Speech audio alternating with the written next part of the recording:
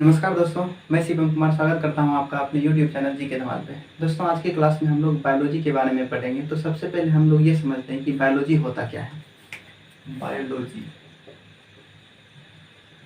सबसे पहले हम ये देखते हैं कि बायोलॉजी होता क्या है। तो देखिए, बायोलॉजी जो होते हैं सजीव के अध्ययन को ही हम लोग क्या कहते हैं, जीव विज्ञान कहते हैं, यानी कि बायोलॉजी कहते हैं। अभी तक मतलब आपने कभी निर्जीव चीज़ों के बारे में बायोलॉजी में पढ़ा है? नहीं पढ़ा होगा।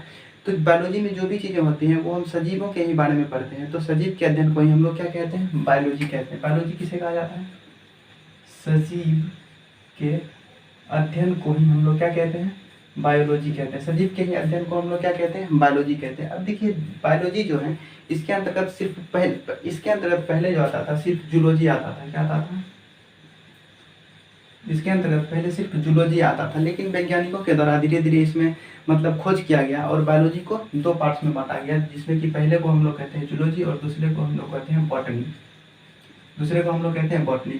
जूलॉजी के अंतर्गत हम लोग जंतु विज्ञान को, हिंदी में हम लोग इसे जंतु विज्ञान कहते हैं, और इसे वनस्पति विज्ञान कहा जाता है। यानी इसमें हम लोग एनिमल के बारे में पढ़ते हैं, और इसमें हम लोग प्लांट्स यानी पेड़ पौधे के बारे में पढ़ते हैं। तो देखिए, जूलॉजी जो है, जूलॉजी के पिता अरस्तु को कहा जाता है। किसे कहा जाता है? जूलॉजी के पिता अरस्तु को कहा जाता है, और वनस्पति विज्ञान के पिता थियोफ्रास्टस को कहा जाता है। थियोफ्रास्टस को कहा जाता है, यानी वनस्पति विज्ञान के जनक थियोफ्रास्टस को कहा जाता है, और जंतु विज्ञान के जनक अरस्तु को कहा जाता है। देखिए, बायोलॉजी के जो पिता है, वो पिता जो है वो भी क्या है, अरस्तु ही है।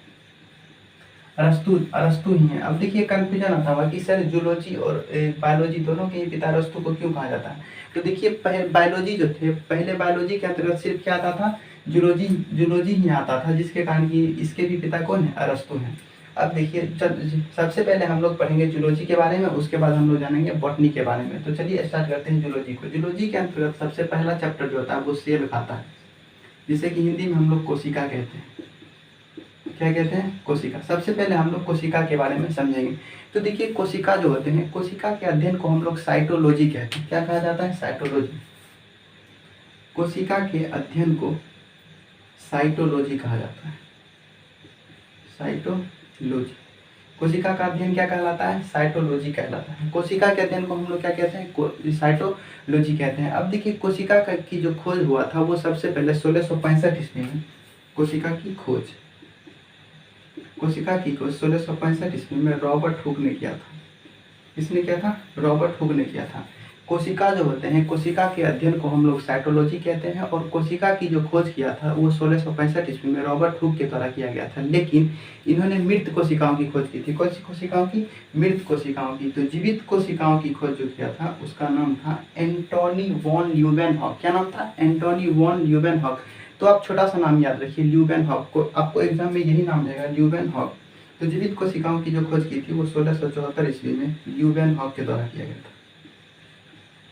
ल्यूवेनहॉक के द्वारा जीवित कोशिकाओं की खोज किया गया था। कोशिकाओं की खोज सबसे पहले 1665 ईस्वी में रॉबर्ट हुक के द्वारा किया गया था, लेकिन इन्होंने मृत कोशिकाओं की खोज की थी। जीवित कोशिकाओं की खोज एंटोनी वॉन ल्यूवेनहॉक के द्वारा 1674 ईस्वी में किया गया। अब देखिए, जीवित कोशिकाओं की तो खोज हो गई, लेकिन इसने सोचा कि अब इसका किया क्या जाए। तो इसके बाद आया था स्लाइडेन एवं स्वान।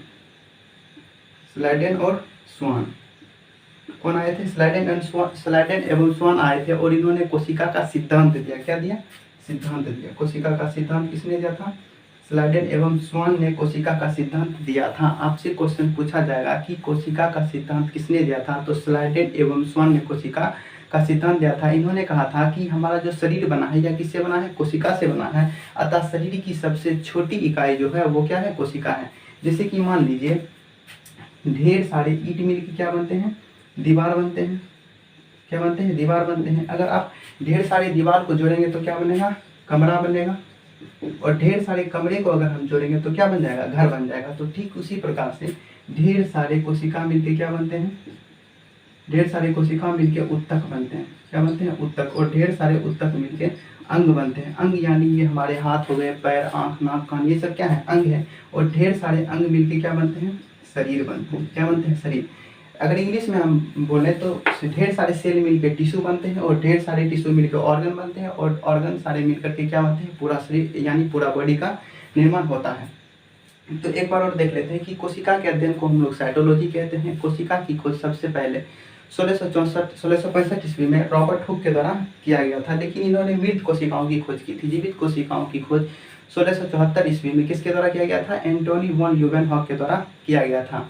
उसके बाद कोशिका का सिद्धांत किसने दिया था, स्लाइडेन एवं स्वॉन ने दिया था। इन्होंने कहा कि शरीर हमारा जो पूरा शरीर है ये किससे बना है, कोशिकाओं से बना है।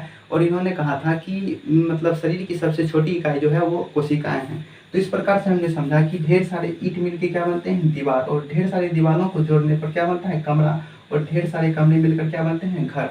तो ठीक उसी प्रकार से अगर ढेर सारे सेल को मिला देते हैं तो उससे टिश्यू बनते हैं, और ढेर सारे टिश्यू को मिलाने पर अंग बन जाते हैं, और जब हम सारे अंग को मिला देते हैं तो क्या बन जाता है, बॉडी बन जाता है।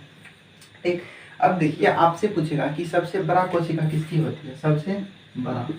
तो सबसे बड़ा कोशिका जो होती है वो शुतुरमुर्ग के अंडे की कोशिका जो होती है वो सबसे बड़ा होता है। और आपसे पूछ लेगा कि सबसे छोटा कोशिका किसकी होती है, तो माइक्रोप्लाज्मा की कोशिका जो होती है वो सबसे छोटी होती है। लेकिन आपसे पूछ लेगा कि मानव की सबसे बड़ी कोशिका या फिर सबसे छोटा या फिर सबसे लंबा कोशिका कौन सा है, तो इसे भी आप लोग जान लीजिए, मानव। आपसे ऐसे पूछे सबसे बड़ा कोशिका कौन है, तो आप बता देंगे शुतुरमुर्ग का अंडा जो होता है उसका सबसे बड़ा कोशिका होता है, और सबसे छोटा जो होता है वो माइक्रोप्लाज्मा का जो होता है वो सबसे छोटा कोशिका होता है। लेकिन आपसे पूछेगा कि मानव की सबसे बड़ा कोशिका क्या है, तो आपका हो जाएगा स्पर्म, ओवम। ओवम जो होते हैं ये फीमेल में पाए जाते हैं। इसकी जो कोशिकाएं होती है वो सबसे बड़ा होता है, और सबसे छोटा जो होता है, मानव की सबसे छोटी कोशिकाएं जो होती है वो स्पर्म की होती है।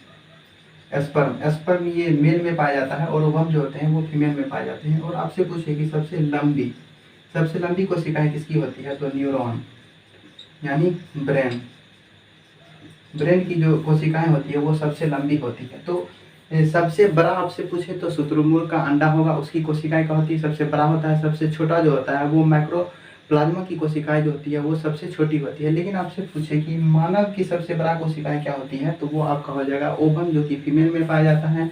उसके बाद सबसे छोटा कोशिकाएं क्या होती है, स्पर्म, जो कि मेल में पाया जाता है।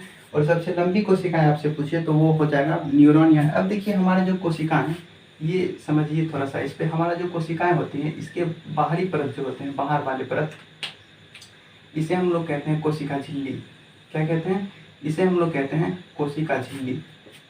इसे कहा जाता है कोशिका झिल्ली,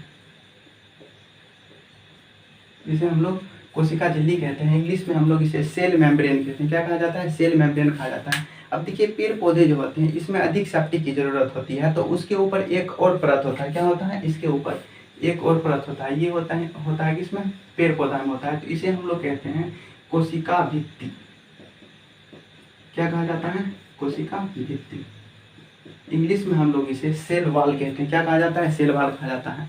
तो अगर पूछे एनिमल में क्या पाया जाता है, तो आपका हो जाएगा कोशिका झिल्ली। अगर आपसे पूछ दिया जाए कि पेड़ पौधे में क्या पाए जाते हैं, तो कोशिका भित्ति और कोशिका झिल्ली दोनों पाया जाता है पेड़ पौधे में। तो ये कोशिकाएं से रिलेटेड कुछ बातें थी। अगले वीडियो में अब हम लोग देखेंगे कि कोशिकाएं के अंदर ढेर सारे अंग पाए जाते हैं, जैसे आपका माइटोकॉन्ड्रिया हो गया, वैक्यूल्स हो गया, लाइसोसोम, राइबोसोम, एंडोप्लाज्मिक रेटिकुलम, केंद्रक, ये सब सारी चीज़ों के बारे में हम लोग अगले वीडियो में जानेंगे।